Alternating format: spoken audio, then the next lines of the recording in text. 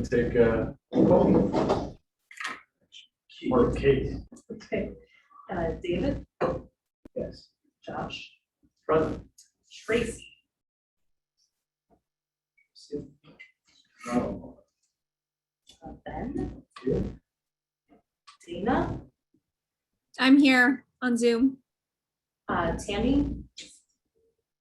Kate? Lindsay?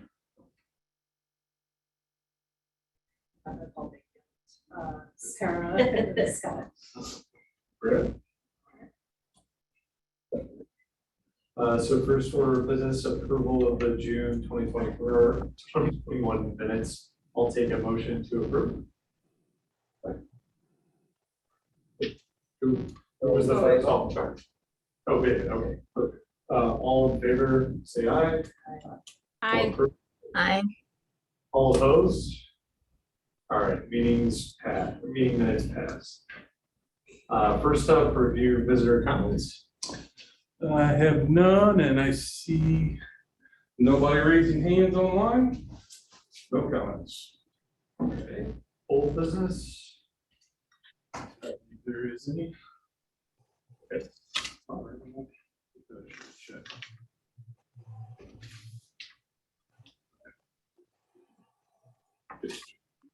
Sorry. All right, then, new business. New business. So I wanted to begin discussing 2022 fees, and we're not going to get into actual dollar amounts tonight. But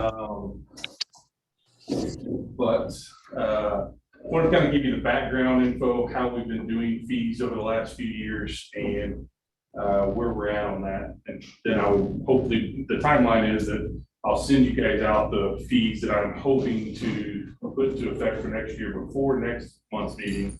Then we'll be able to discuss in September and discuss again. And if you have questions, then I'll have time to bring answers back to you before October. And then we'll be able to discuss again in October and hopefully get a consensus or recommendation to take to council then in November. And hopefully council will be able to approve them in November. Then go into effect January 1, 2020. So kind of some of the background on it, in 2018, Missouri voters increased the proposition fee, which raised the minimum wage increase to $12. And after 2023, that'll be tagged to the consumer price index. So we've done a few raises over the last few years because of this. We haven't had many though. 2008, we renovated the complex. January of 2013, they increased aquatic center, fitness center daily fees, and ice rink hours. And then in January 27, we did aquatic center memberships. Nothing in 2019, we did most of our daily fee increases. That's when that's our rates kind of started. 2020, we did most of our membership fee increases. And then last year, we did very minor daily fee increases.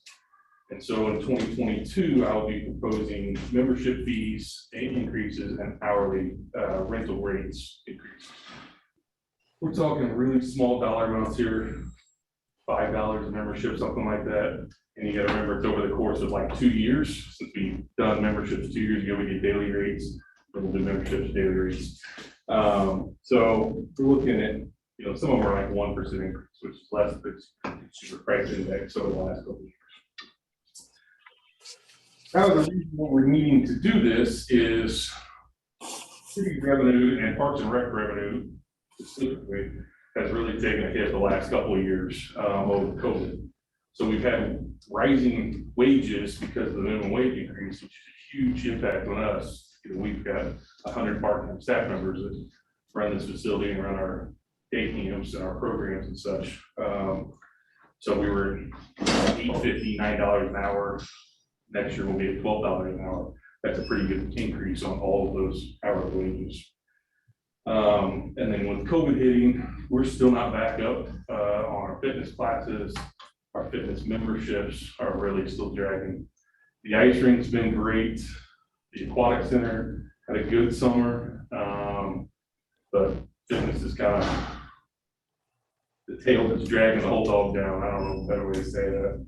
Can you, So, I don't know if you could hear me, Scott. Can you hear me? yep. Okay, I was just curious, and maybe you said this, I'm having a little trouble with the audio. This is Tammy, by the way. I just didn't know, is with the COVID thing, did anybody have to get laid off? Is employment itself down, like as far as staff, or is that the same? So we furloughed part-time staff last year from March to June. Actually, that's not even true. We closed the building in March. We furloughed staff end of April through middle of June. No full-time staff has been let go. We have cut a ton of part-time hours. For instance, with fitness center being less used and fitness classes being less used, our fitness manager hasn't had as much to do. So he's been working part-time duties in the fitness center. He's been cleaning the treadmills and changing the TVs for members and stuff like that. So front desk, the same. We didn't restaff all those hours when we came back last June. So full-time staff has been covering shifts there as well. So no, we didn't have to lay anybody off. Yes, we're short-staffed in general because it's hard to find employees, and also short-staffed because we are trying to cover as many hours as we can with full-time staff so that we can keep all our full-time staff employed and try to keep our fees lower. Okay, thank you. Appropriation of funds go towards employees as part of retention, or would it go towards offering more to new hires? So it will go towards staff increases. We've been raising, normally city employees, full-time employees get about a 3% raise each year. The part-time staff's been getting a $1 raise plus 3% on top of that $1 each year. So that's kind of where these fees have been going, and the fees that we've been increasing over the last 3 or 4 years haven't even been keeping pace with that. For next year, I'm probably gonna be looking at like a $35,000 worth of additional revenue off these fee increases. And that's, I'll probably be looking at more like 50, 60,000 in just part-time wage raises. So unfortunately, it doesn't provide bonuses or anything like that, or it's just better pay, but we're still lagging QT and a bunch of other folks that are, I was in Whole Foods today, and they're $16 an hour plus a 20% in-store discount for everything you buy there. So I'm not gonna be able to touch that. So Is the percentage increase that you're considering enough? I think it's all I'm real comfortable asking for. There's a fine line of asking for too much and then start losing memberships or losing daily admissions or losing facility rentals because they can go somewhere else. So part of what we're doing right now is gathering the data from all the other communities around to find out what their membership fees are, find out what their field rental fees are, pavilion. Do you have any data for the typical fitness center user? Like, is really important to them, or are they here for other reasons? No, I don't have that data. That would be a survey that would have to put out to acquire that type of data, which might not be a bad thing to do, but could be time consuming to pull that off. And I'm not sure how to really analyze that. I guess you just basically ask the question like you do. Are you here because it's the cheapest place to work out in Webster, or because it's close to your house, or because you like the community feel, or blah, blah, those types of questions. But it would be a little, it's pretty subjective line of questioning, maybe. If one observes in the past when we've gone and had a fee increase, then may not see much drop off of the people are coming, but you don't get, you expect a certain number of new people coming every year, and if you're not competitive with the other new assets, and at some point you have to keep, because you've got some natural players, you have to keep growing. Memory serves me, we've had this discussion, I've been on this for a while. We've had this discussion sort of, not for a few years, but the last time I remember having it, I seem to remember that time, or You members look at what the cost is, and so very much limited by what the other options around are. We've been pretty lucky that we haven't had any big box fitness clubs come in right next to us. You know, the Club Fitness that opened up in the Deer Creek Plaza. I was worried about that. Didn't turn out to be a huge hit for us. I'm not sure how that club's doing, you know, their membership, but I didn't see us losing a bunch of folks from here.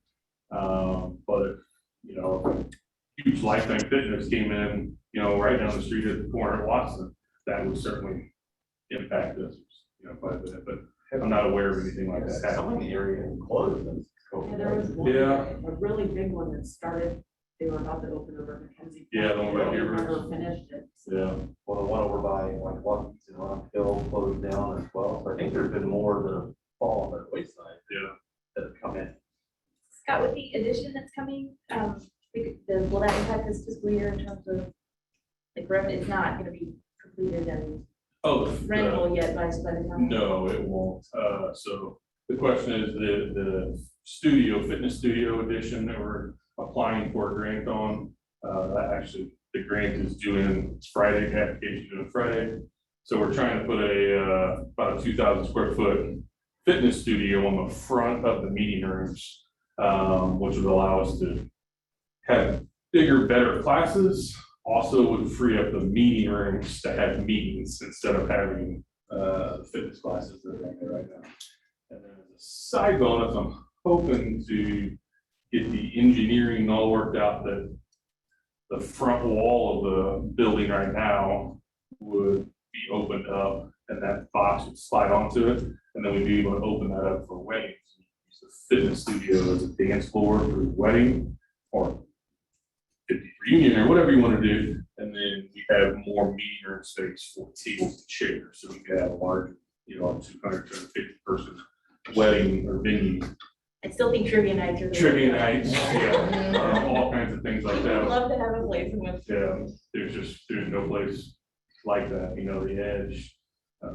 It's just not quite big enough. We're not quite big enough, so that'll be a good market for us. We can make that engineering work.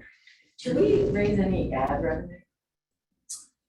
So we have not historically done any ads, sold any type of ads.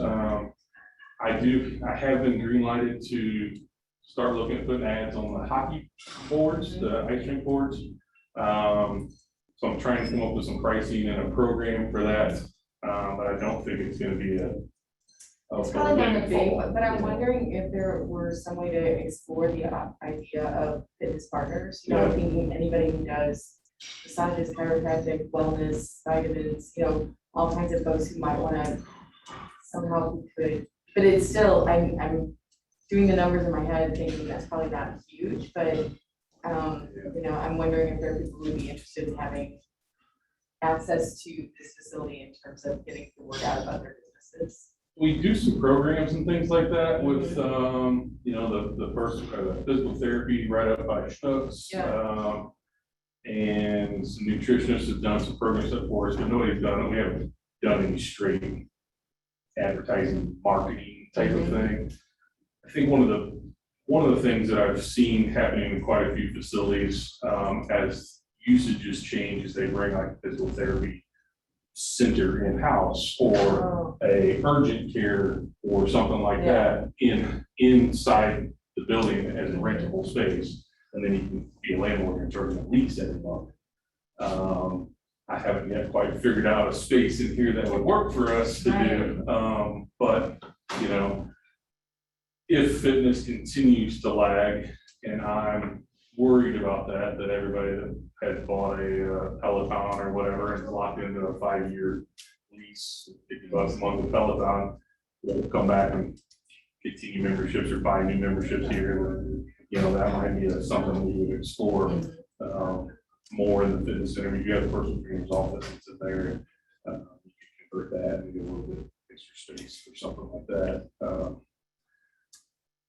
So Be a I'm lot of kind of, effort for little revenue, but. well, you never it know. can be pretty good revenue. Yeah, well, I'm thinking especially if you partner in somebody like WashU or, Yeah. you know, if they've got a living well center, that would seem to be ideal to get it figured out, you know, someplace that can What's nice about that is you're talking about different people, because a lot of times we're all going back to school district and everyone's going back to the same group of businesses. We don't have a huge number of businesses around here. So if we can go and find new sources who might be interested in it, and that's what's very interesting to me about that idea. Your idea there is, not people we're seeing at the moment. Right, yeah, and it's a deeper pocket if it's familiar with what you ostensibly. Is there a pay by month option for the visitors for the website? There is, and we have a couple hundred folks using it. It's not as big as some other facilities usage. We've got a couple crazy, and I'm gonna look at these fees too. We've got a couple crazy starting and ending fees with those. It's like a $60 activation fee, which covers your first month and your last month, but it still seems kind of weird. It's like I'm coming in to do a monthly fee, but I gotta give you $60 right now, or I could buy a whole membership for $225 or whatever a year. So I'm looking at maybe modifying those as well. So it's just a little cleaner for people to get going, because quite frankly, I love that model. People that sign up in January and do a monthly membership and then don't come back because they keep paying. Yeah. That's Club Fitness's model. That's $10 a month. Yeah. It's so cheap, you never cancel, because it's just $10. Oh, I need to do that, but I never will. Okay. So they just keep paying $10 a month, and doesn't cost them anything to come in and use facilities. So we do have, I want to say it's 150 to 200 folks that pay monthly. So I remember looking at the brochure, I thought I only saw the annual fee. But I don't know, maybe the monthly was in there too. Yeah, It gets a little weird with our membership too, because a lot of people buy a fitness membership and then they'll convert it into an aquatics membership, and then it rolls back down to fitness. So that monthly gets, it's not quite as clean as some facilities that don't have as many features as ours, with an ice rink and a pool and a fitness center that you can all join as one, or you can join each one of those individually or two together and what have you. So I wanted to give you some of the cost recoveries, because that's kind of what my field, what the other directors look at for our facilities, is what our cost recovery is. It's just it's a number that we can use that really just kind of keeps you on track. So a really good cost recovery, what most facilities shoot for, rec facilities, municipalities, it's about a 90% cost recovery. If you can hit that, you're doing pretty well. The other 10% will come off just general revenue tax stuff. So in 2018, we were at 100, fiscal year 18, sorry, which was end of 17, beginning of 18. That's our fiscal year, which starts in July 1. We were at 100%. Fiscal year 19, we were at 96. Fiscal year 20, we went down to 70% cost recovery. That was the beginning of COVID, end of that fiscal. Then last year, fiscal year 21, we were at 83%. Estimating that this fiscal year will be at 87%. So, we went from 100, we're down to 87. That means the general fund has to finance those other 13 percentage points, where the general fund is also burdened with other rising expenses, lowering revenues. So, we don't have to break even here. Council's never said, break even or cut staff or cut services or whatever. To make that happen, but that's a goal that I kind of shoot for, is to run just the rec complex. It doesn't include our parks, but the pool, the tennis courts, inside this building, the ice rink. I'd like to be in the 97 to 102% range in there. We haven't been last week. So that's kind of my beginning presentation for you on fee increases and what I'm looking to do and why I'm looking to do it. Like I said, I'll have more. I'll have a spreadsheet to send you guys next time, or before the next meeting. This is kind of one from last time. That'll show you what our previous year's costs were, and then what the new costs that we're looking to do, so you can see one, and then it also has the other cities, you know, like Richmond Heights, Bear Paul, and all those other facilities. And then the same with field rentals and room rentals and such, so. For those at home, for those playing at home with this, it'll look something like that. But I'll get that out to you in enough time, before the September meeting that you have a chance to review it, and come with questions if you have them, or again, we'll be able to fill out field questions that night.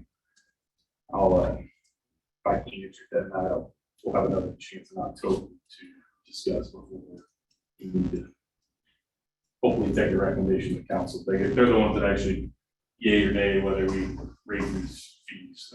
But again, it's gonna be fairly minor. But if you're already on the border, if there's a family that's already on the border, that this is pushing,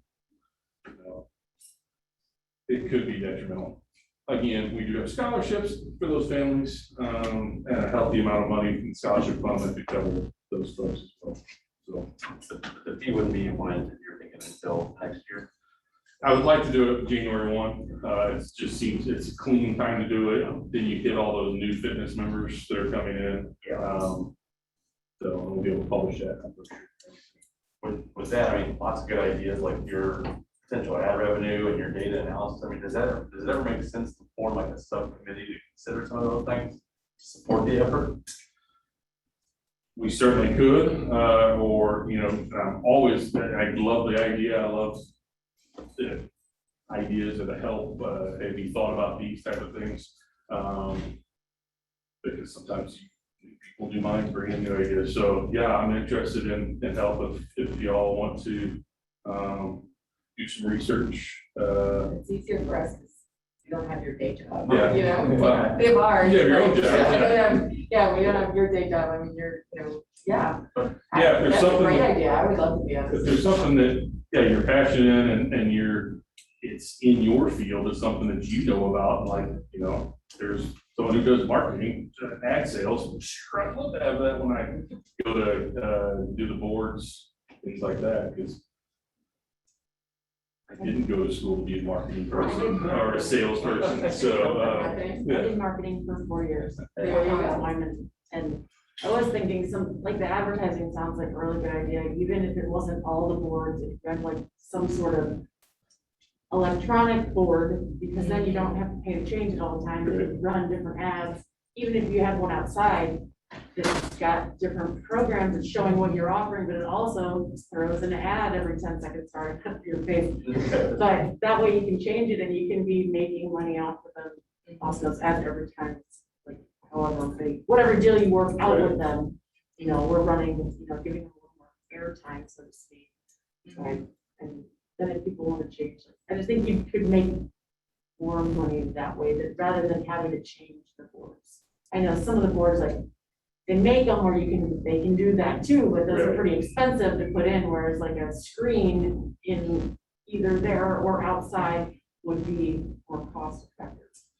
Yeah, so the boards, I was thinking would be probably like a year-long Yeah, sponsorship. I like that too. $2,500 gives Yeah. you a, you know, right, however big size like you see when you go to Blues, you know, you see Toyota on there, something like that. But yeah, the smaller dollars. We do have the digital marquee signboard out at the roadway. It's not the most graphically intense sign, so you can't do a lot of great things with it. But we've got the Reach TVs, which is the TV in the lobby. It's currently not working. But normally it has, and there's one in the ice rink that scrolls our programs and events for the days and upcoming stuff. So we can sell some ad space on there. We just haven't ever done that. Previous councils didn't want us to look like NASCAR. They didn't want every room to be, you know, the Scott Davis, you know, Hans Wyman room or whatever it is. Like that was previous councils, and that was a little different financial situation than we're in now. I don't know. I'm not saying council would go for that, but there are certainly facilities that are the Scott Davis Fitness Center or whatever it might be. That would be it, 'cause I don't know, you know. Scott Davis concession stand, you know, that would be more likely. I think as long as it's not too much signage and you Yeah. kept it to a minimal, it could be nice. And it's still tasteful, it's not overboard, but still make you some more money, because it seems like we need to figure out ways to make it so that the rec center can do better. I would agree. Especially after COVID hitting. And even if it's not ad revenue specifically there, I do think the data analytics there is a piece that we could look at as well. And if your number is 87%, we quantify what it means to you to get to 100. I think we could get together and figure out ways to get that done. Because you're right. I mean, that was different times financially there. We don't know what it's going to look like with the advent of Peloton and everything like that. So I feel like a little bit more proactive. I think would be pretty good. We should like send spies out, check all the other. Right. It wouldn't be a bad idea, just kind of see what they're doing. I think just exploring. If we divvy up the work to do something like that, Tracy, to Yeah. your point, I mean, you've got a lot on your plate. We could make some phone calls. Yeah. Sort of visiting parks, we could visit like complexes. Right? I've got the rec complexes pretty down, but commercial places, commercial fitness studios, or the physical therapies, or the things of that nature. Because I mean, doing this spreadsheet, I sent like 5 emails to get at all the other cities' information. We share information like crazy in Parks and Rec. Sure. None of us create anything new, we just steal everybody else's fun stuff. So, but going out into outside of that world would be a spot that. There's nothing to say we couldn't set the curve. I mean, Oh, I would yeah. love to explore the idea of fitness partners, because I think having our information in their waiting rooms, like in a chiropractic waiting room, this is what the city of Webster has to offer you. These are programs you could take advantage of. You know, I think it could work both ways, you know. And, you know, I've seen that, when I was at Richmond Heights, we had that kind of like that, we had a business of the week where we would go out and seek out different businesses. We partner with them for that week to be the business of the week. Yeah. So we would market them at our facility, we'd give all their staff, get free day passes to come in and try out the facility, and then they would have their stuff, you know. I You love could that. use your membership card, you can go to Good Sense and get a free chocolate chip cookie, if you bought a sandwich or whatever it might be, you know, so it's kind of a little bit of that cross marketing, yeah, go get you another 300 calories, so you come back to hit Yeah. treadmill for another 45 I minutes. think it'd be fun to explore if anybody else. Well, it might be something that the business built, which you might be interested in, you know, Totally. in hearing about too, Yeah. and, or even just a separate district. I think about Crossroads, because that's the one that I'm the liaison to, but there's physical therapy facilities there, and there's, I don't know, seems like a good place to. Even if it's tied to the community here with all businesses, I think there were, yeah, you don't want it to be NASCAR, but it could be tastefully done. Yeah. But I really like the idea of putting brochures from here in Oh, other other places. places, yeah. Just because the more you get them out there, the more people are gonna see it. And do you have, are there any other places in Webster, like the city hall, where they have brochures on the rec center and available, or I'm just curious? You guys are asking great questions and jumping ahead, because we're not printing brochures this fall. So another cost saving measure that we're doing this year, we moved them mostly online last year. We used to mail them to every household and business in Webster.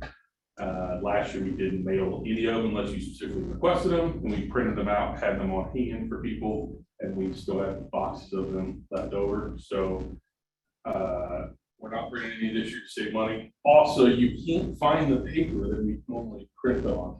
There is one of the crazy COVID inventory shortages that's happening right now. They use some of our down trees. Yes, right. Just the Webster Yeah. one. But are you in the river, or not river, but the Kirkland Webster Times, do you ever run ads there? We do. It's pretty expensive to run that in there, but we do run. So what we had always done is we printed the brochure twice a year, and then the other 2 quarters, sets of quarters, we put a full page ad in the Webster Times to kind of highlight the programs and events that were coming up for those next 3 months. But it's about $1,000 a whack for one of those full page ads, and that's on a discounted rate because the city buys so much ad space for public announcements and other advertising things that we do with them. So How about the schools, like especially for families that just moved in or just registered for that school, kind of like a welcome packet or something like that? So we haven't done welcome packs. We have at times been able to put, some of the schools sent home flyer packets on Fridays, so we've been able to put some flyers in there sometimes. Yeah. That's a good idea. Egg hunt coming up or, events like that. But we have never put in our full brochure to those parents because they've always, up to last year, they always get mailed that at home anyway. You do email them, right? Or do you? We will email them, yeah, and they're on the website, and you can register on the website, and see all the programs, the registration modules, so. I mean, if we're friendly with the schools, I would imagine would we get permission to essentially email as well from their list? If they would let us. By the way, he's looking at me. I didn't look over there. If we knew somebody. No, so I think you're gonna have an issue there that those lists are relatively jealously guarded, but I think absolutely, so certainly all the elementaries, they'll put out a weekly, there's a weekly flyer that goes out these days, I think it's more likely to go weekly email. I think going and getting something, having a piece, fitness for families piece to go and add to the bottom of it. I have to believe that we could get support to go and do that. We can, if it's something you want to look into, we can see whether that's better done at administrative level, whether you're better off approaching, and it may just be approaching the school nurses and saying, hey, is this something you want to go after? That's, you've got a natural group really supportive. But I think that something like that, getting access to things that are already going out, if you're not generating any new stuff, I have to believe that there's plenty of support for that. I think about like the Ivory Crockett run coming up in October, every year you get kind of a group of families that are fitness focused in some way to be there and participate, and maybe there's a good audience there as well to just set up a table and like what we have. We have done that several times, the school, particularly at Ivory Crockett Park, had a welcome back picnic, and we'll go to that. We'll go to Jazz Fest and have a table there, or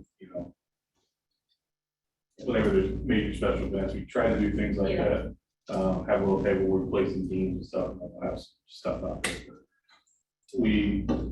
We're cognizant, we know how much, like you said, how jealousy everybody kind of guards their stuff, and we don't want to overwhelm anybody else's system with just our junk, so we've been cognizant of, trying to pick and choose those times, for daddy-daughter dance or something like that, that we'd send them out right before Valentine's Day, but we wouldn't hit them every week, because they're going to say no if we ask it, no matter which other entity it might be. One, can you guys hear me on Zoom?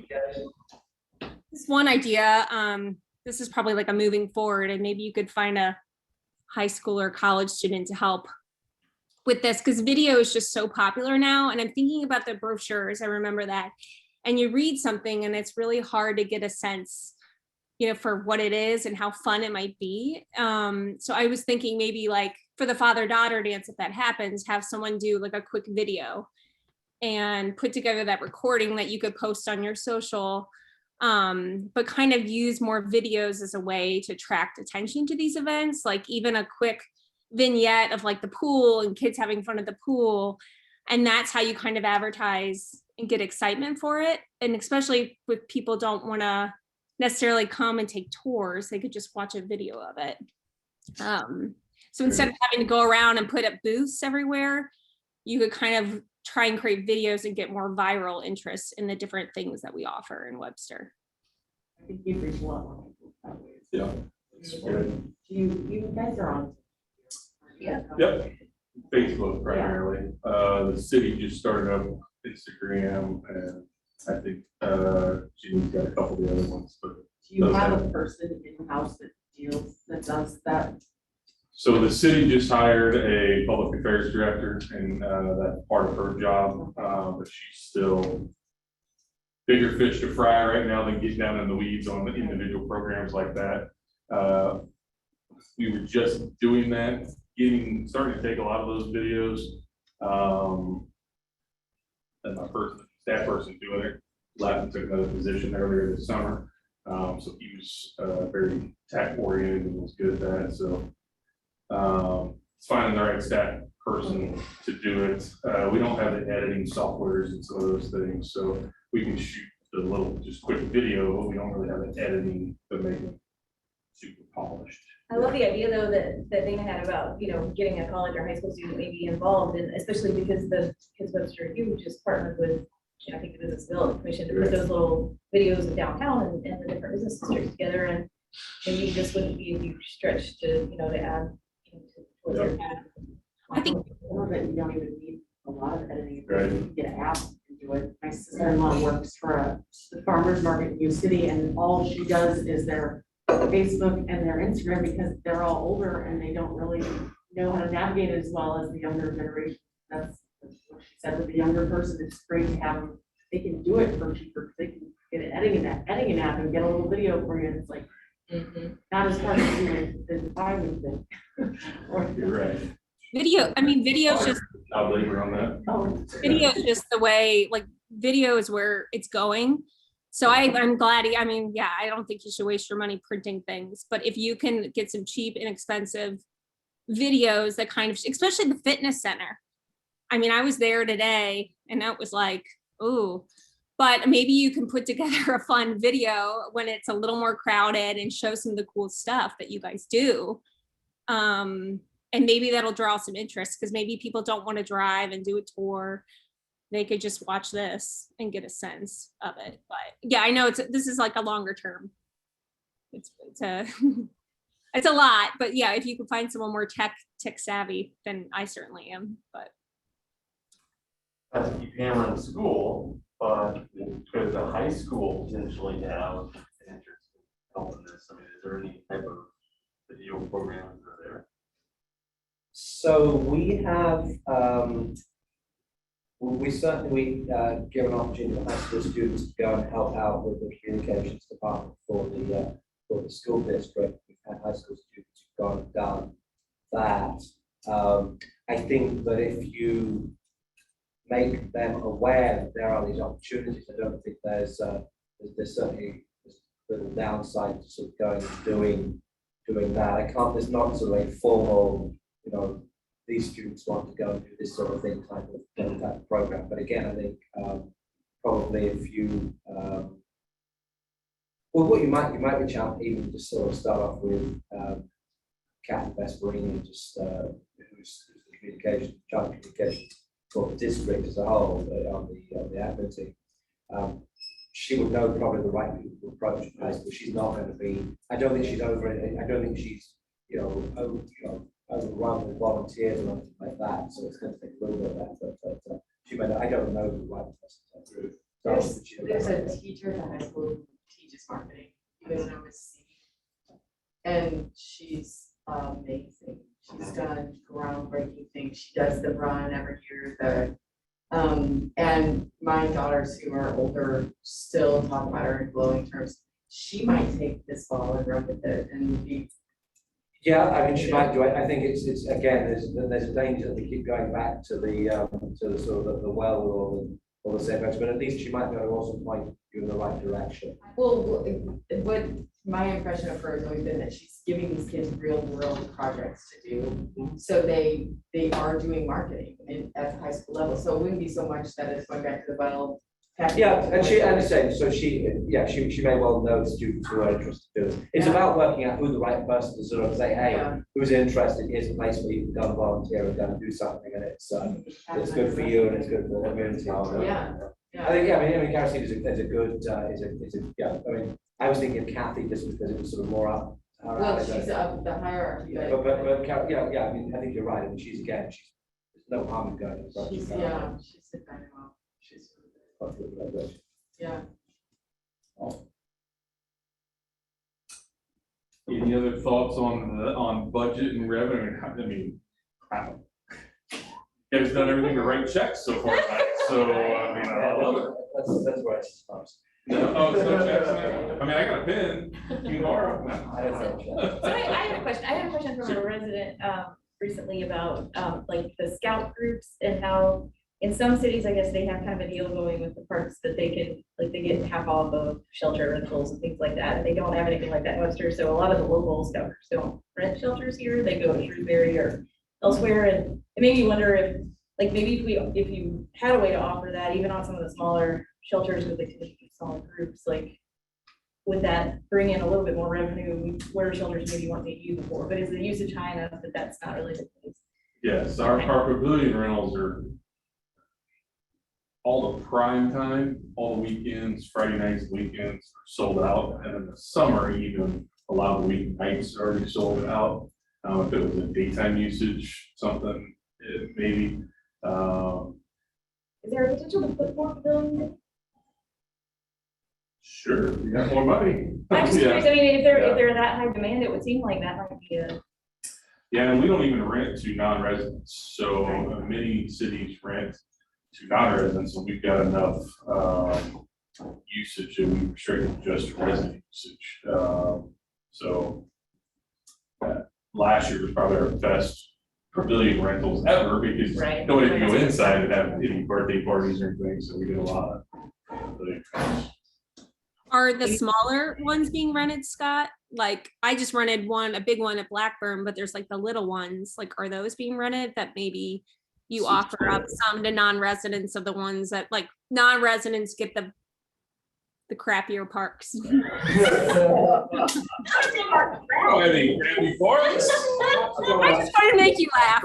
You know what I mean? Like, there's the prime pavilions, and then maybe they get certain parks and smaller pavilions. So all of our, we've got kind of large pavilions, Blackburn, there's two big ones, and there's one really big one, and then there's medium-sized ones. So Blackburns are always booked. Southwest is booked, Larson's always booked. You get to some of the smaller ones that only hold 3 picnic tables, and those aren't as full, but you can only have 12 to 18 people there. So anything that'll hold 40 people now are booked out.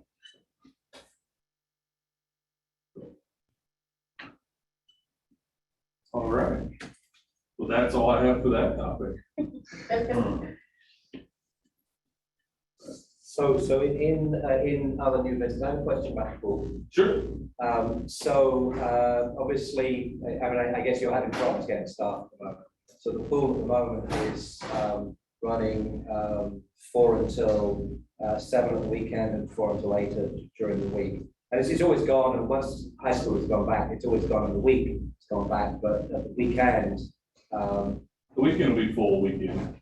This coming weekend. It's on the sign, it says it's 4 until, it says 4 until 7. That should be.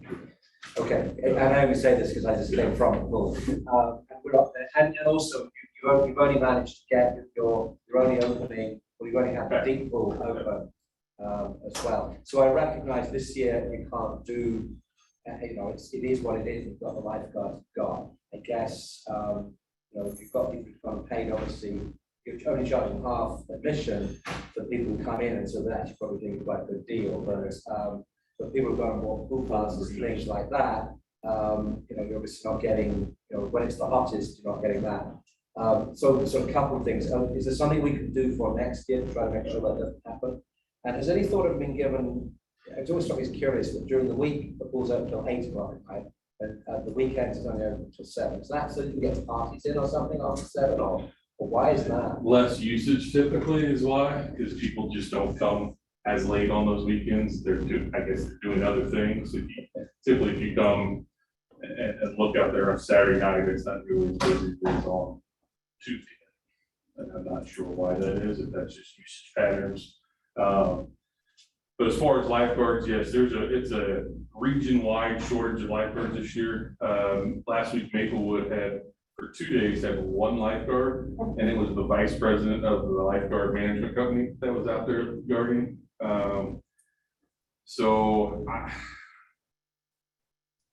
There's just a shortage of people that want to work for $11 an hour in general, or $12 an hour. I think we really got hurt because we didn't open the pool last year. We lost the whole grade level of kids that normally would have that job and then do it for 3 or 4 years maybe. And so we didn't have that grade from last year, and then the new upcoming sophomores maybe weren't as interested because some of their friends that were juniors didn't do it, so we actually had, pretty successful lifeguard season, just in relation to everybody else. But these last 2 weeks have been challenging and frustrating because we didn't get notified in a timely manner. So we could get that information out to residents and users. So I feel like we dropped the ball on that. Right now, Monday, Wednesdays, and Fridays, we're opening the lap pool and the toddler pool and the spray ground. And then Tuesday, Thursdays, it's the middle pool and the spray ground.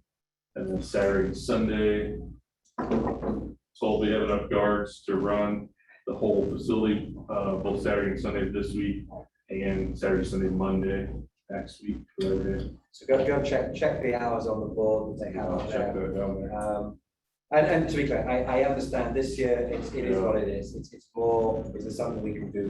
My question is, what can we do for next year, which when we have a chance to sort of think about that? We've always had a handful of college age lifeguards. Right. We have none.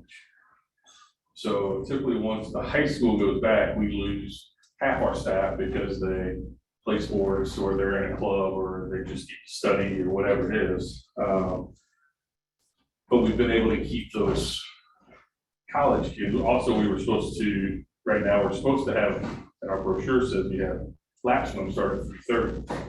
School didn't get out till 3:25 anymore. Last year, the district moved the hours back. So again, we didn't have any, we weren't open last year. This year, we thought we'd have college students that could cover that, and we don't. So we backed that up. We're not open until 4 o'clock. So it's just a struggle. We'll continue to look at it. We'll go out for, this is our final year for contract management with the pool company we have. So we put another one out this winter. There's really only one in town anymore. There was 2 commercial companies that did it. The other one went out of business 2 summers back. So I think that's hurt. There's no competition. Plus now that the one company absorbed half of the pools that the other company did, and I think they have too many clients, which I'm a little scared. We've been their longest clients. I don't think that they won't renew with us next year, but I'm wondering if those fees we're going to see a big increase because they're the only game down now. So we've been on a 5-year contract with them, and it just expires this year. So Okay, all right, as I say, Yeah. we'll just say, I know there's nothing we can do this year, I'm not trying. no, I get it. So, all right, good stuff, thank you. But I do like the idea of just something proactive though, just because, I mean, a lot of feedback from the community, at least for 3 issues. One, obviously, the lifeguard situation, closing the pool, the bathroom situation, you guys covered in the last one, and it's got a little bit worse, probably, the minutes. Yeah, Yeah, bring that up as well, just I don't know about keeping it open to non-residents. It doesn't seem like it's fair to the residents. I think concession stand lines up to 45 minutes, or that one over there, was that one not open? We didn't have enough staff Okay, to that's what I thought. get them in to my open head. both I of just them. felt like if you don't have the staff to handle that amount of people, then it's not fair to the residents to open it to other people, is my thought. And I, from other people that have talked to me about it as well, mostly moms. I felt like my membership's free because of the committee, but for my family, this is the first year we bought one. And I saw those problems. I'm like, I don't know if I'd want to buy it again with the pool being as old as it is. Like my son did cut his foot in the swim lessons in that one spot. And I kind of told him about it. I'm like, whatever, it happens, because he'll get hurt at a playground too. But for having the pool be as old as it is, and then having it get that crowded, and I did see some issues where kids were getting rowdy and they were from outside, and then the lifeguards aren't noticing it. A little girl got smashed in the face, and I was like, hey, like, get on them about, maybe they don't know you can't act like that here. And so just some issues that I'm not saying don't open it to everyone, but if you are going to, then I think we need to get more staffing for it, so that it can be nice for everybody. So it's interesting you say that. So when we got to the pool a lot, I mean, we've been coming up to the pool for years and years. I will tell you, it actually didn't strike me that it's interesting you say that because it hasn't seemed that crowded. And I was wondering what was going to happen. And early on, it was clear it was a little bit more crowded, but I didn't see I think it's day by great day. long concession lines. And actually, we've been coming up enough that, yeah, there are. Some days it wasn't, but then some days it was. It's, I assure you that before we were letting lots of people in, there were absolutely, there'd be days when the concessions were really long as well. I mean, I stood there, 5 years ago and had exactly the same thing. A lot of it is just, can you get enough people to man the concession stands? It's really difficult though. I mean, if you can predict exactly which days are going to be busy, you could open up the other concession stand. Or alternatively, you could make $1 million on Wall Street, because if you can predict that well, I mean, it's really hard. But I don't, just from my experience, having been here, done this, we became a for 20 years, better part of, it hasn't seemed any more crowded than it was. So I don't think it's just a lot of students. Now, I will tell you that the lifeguards have not been doing as good a job of watching the horseplay and things like that. That has always happened. Again, it's not just kids who are coming from outside. The difference is that the lifeguards aren't as on top of it this year. And that, I'm sure, your comment, you've got no college lifeguards, you've got no kids who've been doing this for a couple of years. I think it's probably more related to that than to sort of people coming in. And frankly, I mean, so last year we went off to the, to the Maplewood Bowl. I will tell you that's actually, I mean, it's nicer than Webster's. So people are sort of, because they let us come in because ours was closed and whatever. I don't think Webster's a huge draw as it is at the moment. It's because you say it's not in Kirkwood's nearby and they have the lazy river and a lot of people. And so, if you're going somewhere, I'm not sure Webster, even though we'll let people in. I was skeptical beforehand just as to how is this going to work in terms of numbers. I will tell you that I would resist going back to what it was. I think this has been a very good and a very positive thing. My personal view, just what I have seen, Right. So. Well, and then I think that what the best thing to do would just be to get more concession, get someone to clean the bathroom. Because if the money's good and it isn't a big problem, and the welfare situation is what it is. I mean, if it's gonna be like that, regardless of letting other people in, I think the main thing was the bathrooms were worse. And they were, in my opinion, worse than they've ever been. They were. Since I've been coming here since it opened. And so that was the main thing, like. And even the pool, I mean, again, we didn't have last summer, but in comparison to 2, it felt like there was just stuff in the pool, like a lot, like Band-Aids or. You're right.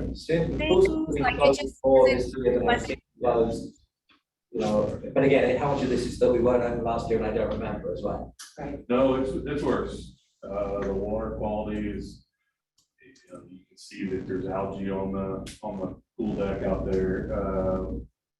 We're having some issues with staff. We're having issues with the aging facility. It leaks a lot of water. When it leaks that much water, it's tough to keep the chlorine level high enough to get all that algae and stuff out. It's safe. It's never below the safe level, chlorine level, but we just keep it as high. More maintenance. It's more maintenance. It's costly. It's how much? I know pulls on its last leg. So you brought the concessions in-house this last year, didn't you? We did. How much are you using a flexible staff? So I mean, again, I mean, today, for instance, the last, 3 or 4 weeks, and it's been much emptier. Earlier on, it was busier. I mean, do you have a flexible staffing model for the concessions? It strikes me that your first month the pool is open, first 6 weeks it's much. And perhaps you could open both concession stands if you could get people in. But again, I don't know whether you could hire people on that sort of flexible basis.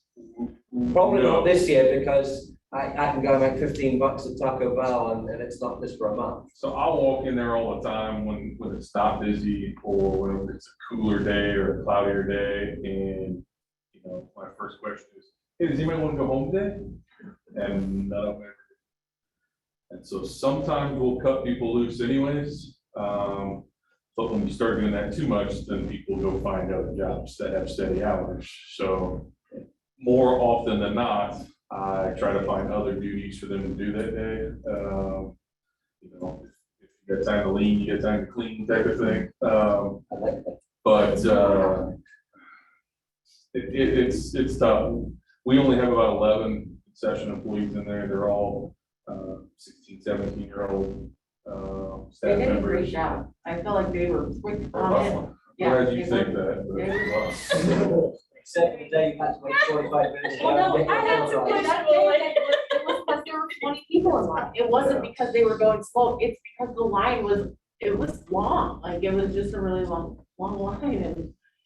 Our food trucks an option if we were to get it and they just kind of go on. And I'm not saying that like all the time, but like to do it on a Saturday when it's busy to help offset some of the concession issues that are there. So we went out for bids a couple years ago on concession services, and we put it out to the food truck community. You know, I had several meetings with, there's a food truck alliance that runs out of kind of Tower Grove area.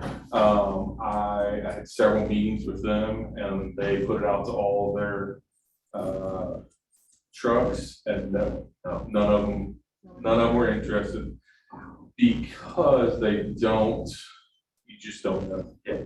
You know, if they can go to parties in the park or whatever farmer's market on whatever day of the week, and they know they're gonna have 700 orders, then they can buy 700 orders worth of food inventory, have it on the truck.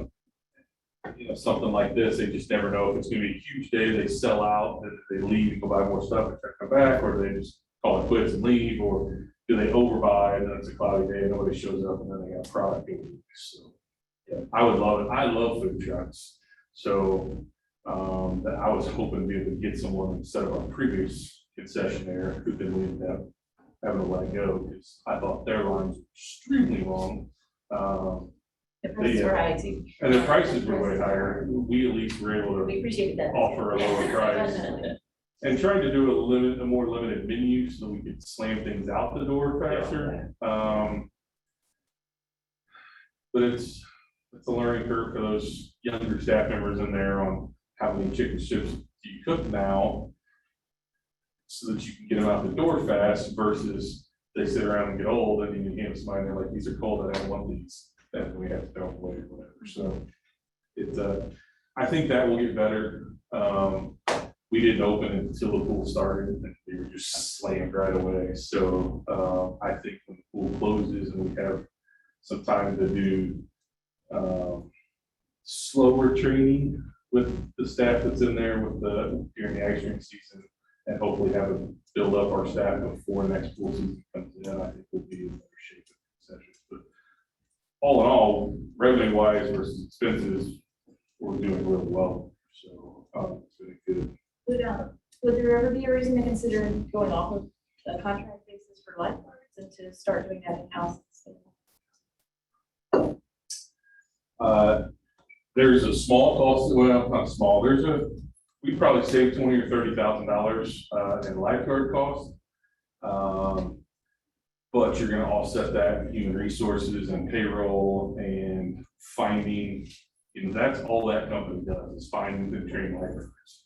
So if we had an indoor pool, yes, I would run that in-house. To only operate an outdoor pool and try to hire and train those guards, because you can't even train them until you get water in the pool. You don't put water in the pool until 2 or 3 weeks before the pool. So one more opens. reason why an indoor pool is a good way to go. Yes.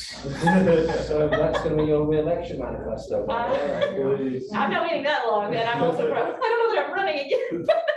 But no, I mean, I think there are some things to consider, with the next pool renovation. Okay. Scott Davis indoor pool. Yeah. I'm all for it, yeah. I better go make $1 million. Actually, I better make about $9 million for one indoor pool. Is that what that would cost? I don't. I just think, I mean, We're looking at what's about the renovation gonna cost when we have to go renovate this place? And that's gonna be a bond issue. Bond It's issue. gonna be a significant. all in about 6 million probably. For what I think you all will want in an outdoor pool, something that is better than Maplewood or better than Kirkwood, so that it's got a good, and not just because we want to be better than them, but because it's the newest facility, and so you want it to be anything. That's fine too. But because you want it to be, you're gonna build it for 25 years, so you have to build it awesome to start with, so that it Right. can still be in good shape as it ages its way down the list. Is that on the docket? I mean, is there It timing? is. What is the timing of that? I've heard. So we're looking at bond issue spring of 24. Yeah. So And far away right now. it's not that far. And so if that happens, that'll be April. If it passes in April, we'll start construction end of the pool season in 24 and hope to be open by 25. We will likely shorten end of 24 so that we can get open 25. We'd rather lose into the summer versus beginning of the summer, but so bond 24, construction documents 23, 22, and into 21 here is doing public input coming up this fall for what you all want to see, what different user groups want to see in a pool, whether it's an indoor pool, whether it's an outdoor pool, whether it's both. I don't know. Well, I don't know. But if you do both, it's going to be 10, did you say 10? I thought I it bet it'd was be- somewhere from 67 for in outdoor and then 10 million for indoor. I think that would, I haven't even asked the question, but I know 6 are outdoors probably. We could probably do it with 5 if you give them the money crunch. But to do that indoor, because it's a year-round operation too, so you're year-round operation. Makes sense. It's also about the space issue. And where you put it, yeah. We lose a ball field, we lose a skate park or something like, if it was gonna be on this facility, that's the only place you could do it. Is the pool renovation just, right now, I'm thinking not redoing the whole rec center? No, Is it just the just pool? the pool, Just the yeah. one part, okay. There's a little bit of connection to the ice rink, or is that just that it'll mitigate some issues with the ice rink? Is that me? Yes, so hopefully if we leak less water, then we'll have less issues. It's going underneath the ice rink and freezing. Which that, yeah, that's your permafrost issue there, isn't it? Great. So, If they made it just like a lab pool, or would it still be? oh, no, it'd be a full feature. Or lab pool is for, Oh, for the indoor? yeah. It would be what you residents would like to see and what you would vote to approve on a bond issue.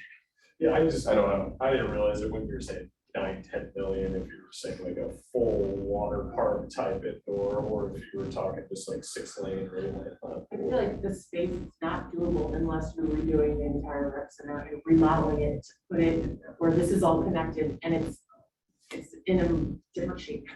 Like, because of the space. Yeah. But I know Baldwin's not, their space is not giant. They don't have the outdoor pool at the location where they have their indoor pool. They're separate locations. And they have it, the indoor one is modeled so they can do a track upstairs. They kind of have it built in like a, just higher instead of spread out so they can condense the land. But then they don't have the problem of having the outdoor pool at the same location. I just feel like if you're not redoing this part, indoor is not, I see what you're saying, there's no space. The only way I can see it, the only way I can currently envision an indoor pool is it's gotta be hybrid, so that you would have where the count pool is now, somehow you could build that as an indoor facility that then you can open up to the outdoors, whether that's some sort of retractable roof, whether that's walls that open up, but it still has a roof over it, so you can get an outdoor feel in the summertime for your lap lanes type of stuff, but then you still have your leisure pool stuff. I don't know that we'll have 2 completely separate, we just on the land space to do it. Probably to make it happen. So.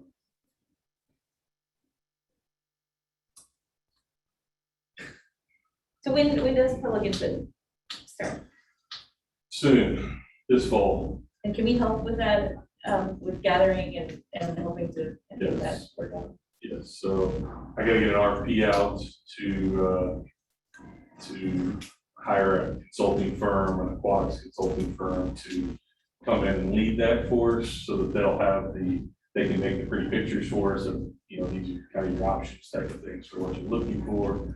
Because we use that original public input and kind of master planning design, that we'll take that and then refine it in the construction documents the next year. So, yeah, we'll be wanting to get all the different user groups involved and Sending out like a surveys on the. We'll have surveys, we'll have in-person meetings, we'll, I might take it to the third grade classes or something and give them, pictures. Where would you like to see the swimming pool at, or type of thing, so they can build a little vignette of it, or take it home and have your parents help you build a little vignette of what you want to see the pool look like, to get some more buy-in from families and such. So.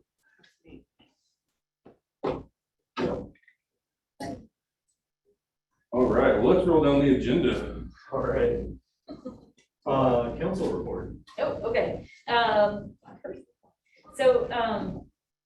Yeah, we've had a busy couple of months since the last time we met, but we have passed multifamily housing in commercial districts, so that we are now able to offer that as an option to builders, developers, and others who are interested in investing in, maybe adding in apartments above a business. So all of our commercial districts now have some degree of multifamily housing facility in, to make that a little easier to bring in from outside. It was kind of an exciting step. Obviously Douglas Hill, the process is still very much ongoing. There's a special plan commission meeting on Tuesday night, this coming Tuesday. It's just really focused on public comment. Those meetings have been kind of long if you've been following them. So they have split them up a little bit in terms of kind of whose feedback they're taking at different meetings, but want to make sure there's still plenty of room there for residents to come in and speak. And so if you're interested in submitting comments to be read into the record, those I think have to be invited at the end of the day tomorrow. But otherwise you can come to the meeting either on Zoom or in person. And ask questions, whatever. But that process is still in pretty early stages. We did officially form a TIP commission to investigate the use of TIP in the project. And so they have just had their first meeting last week, and they'll meet every 4 weeks, and then monthly. That's right, you're on that. You're our city, you're our school representative and everything these days. And so yeah, there's just, a lot going on there, but also hopefully ways to kind of connect into what's happening. Let's see, what else is on mine? Sorry, I usually make a list.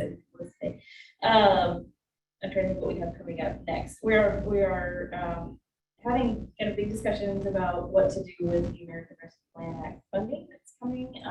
Really, some of the conversations we're having here tonight in terms of, if we're investing in new kind of initiatives and ventures, or trying to kind of shore up some funds that we lost over COVID years. And so definitely, if you have thoughts and things that you want to share, reach out to me or anyone on council, or we're happy to hear and discuss. Right now, we're kind of a blank slate, and we're just kind of starting to talk through some of those ideas. But we do have a substantial amount of funds coming. So it's kind of an exciting time to figure out what the best is might be. But yeah, I think if you have questions or anything. You say blank slate, but it's really nothing. No, I shouldn't say it's a blank slate. I think we're starting with a little bit of a blank slate to just kind of think about kind of goals of the council and the community, but there are some limitations on what we can use it for. There's specific areas that you kind of have to fit into one of the areas for the funding, but they're pretty broad in some ways. So there's kind of a way to make a case that various uses that would still be would fall under those guidelines. So if you were to shore up what you lost over COVID, would there still be left over for start revenue program? I think yes, because we fared a little better than some of our neighbors. And so in terms of, because we did get into our reserves a bit, so even if we kind of paid back the reserves to get it back to the level they were before COVID, we would still have about half of our volume left. So yeah, I think that's definitely one of the things kind of on the table. And certainly there's infrastructure needs that are high on the list. City Hall is falling apart in some ways, which is something that has to be remedied. And so there's definitely some things that are not kind of wish list items that are high on the list, but I think there is a little bit of, there's a little bit of an opportunity there to also look at some new things, or at least some additional, kind of feed up some of the old ones already. So yeah, that'll be, I would say, the next few months will be kind of a big focus. Yeah, I think we're, as a staff, I think at least we're looking to not just use those rescue funds to just cover previous year's losses, but to invest in infrastructure so we save money down the road because we're making things better now, or to provide new things that we can do with this money versus just go, oh yeah, well, we got $4 million, so let's put it in the bank, and then Right. the last 2 years, problems didn't happen. Well, let's actually use those funds and invest in wise ways to make things better now. We already had the bad years. That's the way I look at it. Let's leave them in the past and let's go forward and use this money to fix some of those infrastructure needs, put Wi-Fi in the parks or put Wi-Fi in City Hall, that kind of stuff. For sure, City Hall, no Wi-Fi in City Hall. So for sure, put Wi-Fi in City Hall. Yeah, that's Yeah. How did the new, the HVAC made that up? No, I didn't make that. No, that's a real. That's a real thing. You did the new HVAC thing got to be done here? Yes, You did, is it good? yes, it's been working very well. Our senior members are very happy with the cars. We've always had trouble getting them at a temperature that they enjoy and currently keeping them happy. So And they're here maybe more than any other. they're here 3 days a week, so, and we hear from them. It's too cold, so we'll see if we can make it that way in the winter time too. But it's 100 degrees out, we're certainly warm enough for them, so. All right, well, staff reports. So we have a survey open right now on the city's website. I'd love for you guys to go out and take it. It's on the main screens as it flashes through. It's for Ivy Crockett Park. So we are looking for input on that park and what we can do in the near future to make that park better. We're in the process right now of renovating the walking trail that's over there, putting that in concrete, widening it, and making it nicer. And then we've already signed contracts for renovation of basketball courts. But we need to know what to do with the tennis courts, pavilions, restrooms, parking lots, things like that. If there's features that I'm kind of looking at as I need a priority list. We know that park needs 7 things done. What are the first 2 things that need to be done from the residents that use that park? Yeah. What's that's that? One of the things on the list. I'm thinking match the pavilion. Yeah. Yeah, well, I don't know how that happened. Appreciate. Yeah, that's goofy, but that was so if you can take that survey now, we're also going to do a popsicles in the park here in the next couple of weeks. We're scheduling the dates on those right now at Ivory Crockett Park so that we can take input from the public while we're there at the park plant. Probably like 6 to 7, 5:30 to 7 or something like that. We'll have some posters up that you can put thumbtacks in and what you think needs to be done for this type of thing. We've also got a public input scheduled for September 16th for the skate park. It'll be at the skate park from 6 to 7:30. Taking input from the user groups out there, what they would like to see. There's been some private fundraising that's happened for that area that has raised less than 10 grand, but it's significant. I'm not sure what the exact dollar is, probably 8-ish grand, which is pretty significant for private funding. But they were hoping to get the whole park redone, which is $250,000. So that 8 grand doesn't go that far in 250,000. So seeing what we can do now with that 8 grand, and then what they want to see in a long range goal. So the skiers pass that along to them. Recreation wise, we're still a staff member short in the ice rink, so we've got a full-time position open. You don't really need ice rink experience. We're happy to teach you. We're looking for someone who can work a couple nights and some weekend shifts. Won't be every weekend, but half seats or something. We've got another full-time person that works nights and weekends in there now, as well as some part-time, but looking to hire that position. So if you know anybody, We get to drive the Zamboni. so, yeah, we'll teach you how to drive the Z. We got a brand new Zamboni, it's battery operated now, so, yep. So that position's open on the city website as well. As you all know, all the city buildings are under mask mandate right now. That's been going all right. We've had some upset folks, particularly fitness users that want to be able to ride the treadmill or what have you without it. But it hasn't been overwhelmingly bad. We haven't lost tons of memberships. But we'll get one or two a week that are pretty angry. Deal with it the best we can and move forward because we're in the middle of the pandemic. So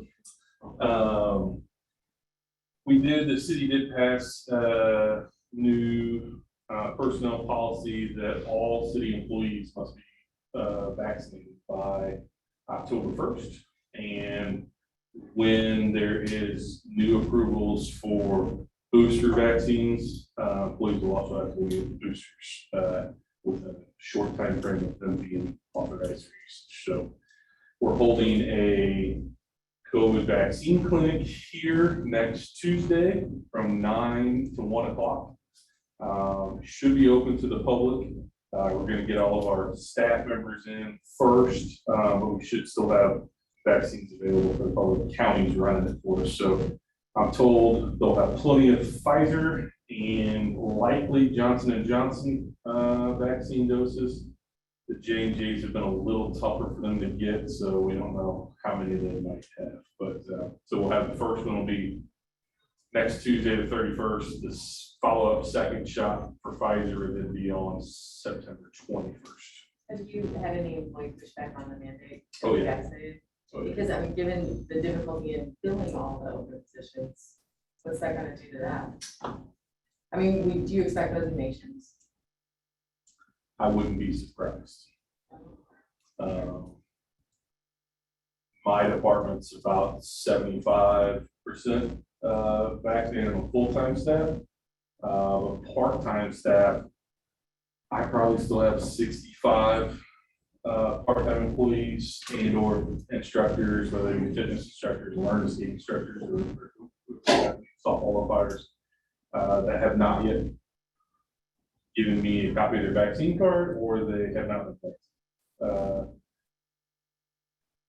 If all those folks don't get it, it's definitely gonna cause issues in our operations. Is this coming from City Hall?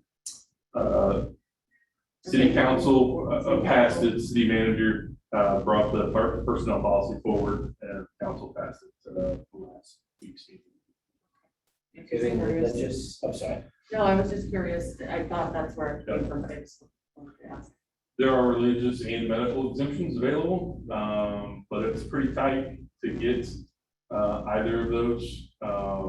Those are all being run through HR, but I know for medical exemptions, you have to have a doctor's signature for the medical, saying that you don't need it because you're counterindicated for whatever it is. You can go to the health department and get them. And I then, know I did that for the varicella vaccine for my kids are vaccinated with the polio and MMR, but with the chickenpox one, we didn't want to do that. So we went and it was really easy.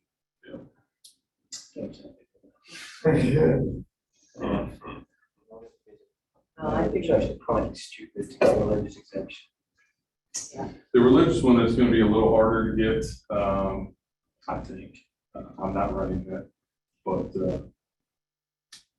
I think you're going to have a pretty tough time getting that one because most of the major religions have all come out and said you should, they recommend you get it. So for instance, the Catholic, the Pope has said everybody should be vaccinated. So that pretty much takes out if you're saying I'm Catholic, but I have an exemption to it. If you get a religious one, do you have to certify that you didn't get any other vaccinations on religious grounds? I don't know because I'm not. Or can you just get religion? and That's just an what you interesting don't thought, want? yeah, really so I'm just gonna pick and religion. choose, yeah. Yeah, it's your beliefs. It can be not your religion, your beliefs. No, it's a religious. Religious exemption. beliefs. Well, it's defined as religious beliefs.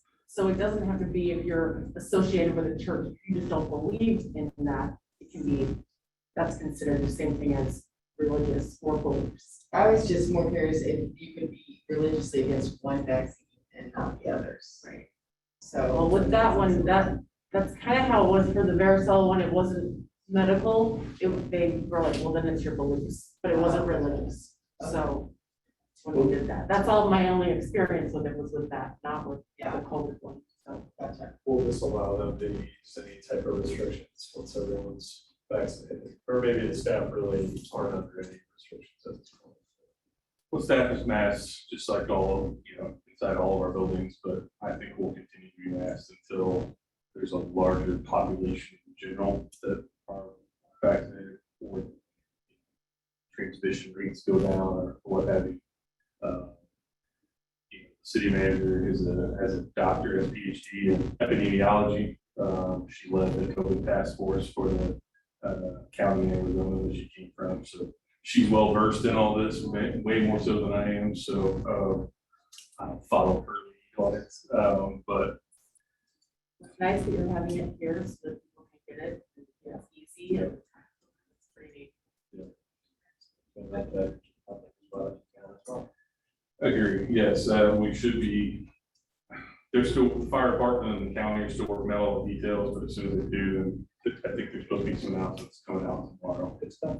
Yeah, so. What about the McDonald's squad, the park that you're gonna build on there? Still in the works, with Great Rivers Greenway, so, they just sent me something last week. They worked out their agreement with Maplewood, to put the rest of that section in from that old McDonald's down to, River Care Greenway, which is in Francis Lake Park.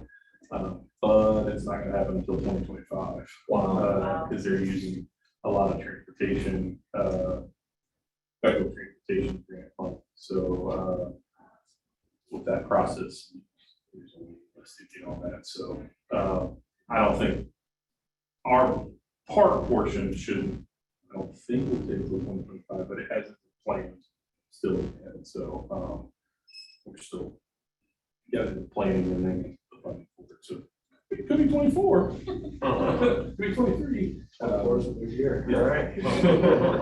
Yep. We talked about pool, we talked about the brochure, we talked about the fitness deal, community days. So community days went pretty well this year. One great entry notwithstanding. I think overall went well. We'll just leave it. Yeah, just leave it. We You not see it? You're not there? Yeah, I think. Okay, this was the ones who came and said, they wanted to go and put a parade float for, take care of your gut. Turned out to be a bunch of anti-vax wackos. Yeah, they got moved a lot. Wow. Wow. Yeah, it's a shame they stopped the water balloons. In the past, there have been 6-year-olds who've been chucking water we balloons. trended on. So they said they were anti-gun, but they were anti-vax? Yeah. Yeah. Okay. Wow. Right, then that's probably not really more conversation. I was really surprised that they wanted to. Do you not read so have you not opened the Webster Copeland Times or anything? I mean, did a large tree with a rock fall on you? I mean, I'm just amazed you hadn't heard of it. It was big that the week, 2 weeks thereafter, I mean, it was lots of people very upset about it. From Webster. Yes. And there are all sorts of First Amendment issues and all kinds of other things as well, so. There were very few politicians this year in the parade. Yeah, it wasn't a election, Short. and next year will be, so it'll be more there, but as far as the rest of the events, they all went off pretty well. We had a after action meeting with the Masons, the Lions, the city, all the various city departments, and I believe the Lions were very happy at Eden Seminary. I believe that they will seek to go there again. Eden, I have not heard from Eden specifically. My understanding is that they didn't make it to that meeting, but my understanding is that they were happy with the event as well and would likely be interested in it again. So It's a good venue down there. It's awesome. Yeah, it was grassy, it's great. shady, It was it's so much better on you know, closer to parking, blah, blah, all those good things, so, we'll And the see. parking wasn't, I thought they'd be parking all around, you know, Right, where we yeah, live. no. It was not, I mean, you know, the parking was, because we were walking out, 2 blocks away, perhaps, yes. Yeah. There's enough streets sparring off. But you know, they are near is, I mean, I don't know what the crowd size were compared to that, but that doesn't cripple the neighborhood, so, yeah. I was worried about the neighborhood being encroached on with more parking and it did. No, it was not, I mean, I live, we walked up there and. I wondered about people facing it though with the lights and all, like, it is just right there, it's so bright. I wondered if you heard, I didn't hear from anybody, but I wondered if you heard. So I did, There was, I heard from one person who lived, one of the scouts who I heard about for that. These the big full left. Yeah, no, for sure. Yeah, But I mean, they did shut it down right at the left. Okay. They were really on it. Yeah, they left some of the lights on overnight and they flash all night long. Oh my God, no. Blah, blah, but that's just dealing with the carnival. Yeah. Yeah. We basically same issues here, just a different, different neighborhoods over there, so over here, same issues, so. The Birdwell run, I didn't see huge amounts of trash or anything around that is impressed with the Birdwell. So, fireworks went well. I thought we had a good show. The only issue with it was we had to close the pool July 4th because the fireworks set up right behind the pool. So the safety zone has to be, once they start loading those mortars, you can't anyone within. Okay, Roughly that was what it was, okay. And next. Would have been good to perhaps publicize that was what was. Oh, it was publicized. Well, no, it was publicized that it was closed. It wasn't publicized why. And so the idea, well, the fireworks this evening, why can't we have the pool open until the fireworks start? But so it was that part that I had not heard before. It won't be that way next year, right? Wasn't it because of the construction at Hickson? That they couldn't push It it very back? well could be there? there again next year. Oh, in the same In place? the same place, yeah. I haven't gone to school and talked to them about it, but I think the location was good here, other than having to close the pool down. But I'm sure we'll have those conversations next year. I don't know. I mean, we used to shoot right off the edge of the school. I'm not sure if the school wants us to shoot right off the edge of the school on a brand new building anymore. And it actually is a little bit bigger of a space shooting here. There's actually a larger safety zone than probably shooting over there is. So, It used to rain down on us. yeah.